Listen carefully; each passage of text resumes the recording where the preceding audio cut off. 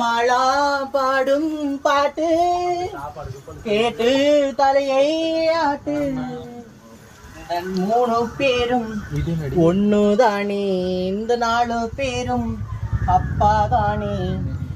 சந்தோஷம் விளையாடலாம், மெயினா சந்தோஷம் விளையாடலாம்.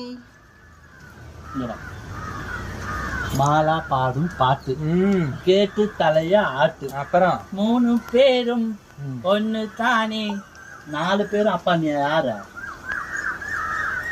அங்க ஒண்ணு இருக்கு, அதனால சொன்னேன்.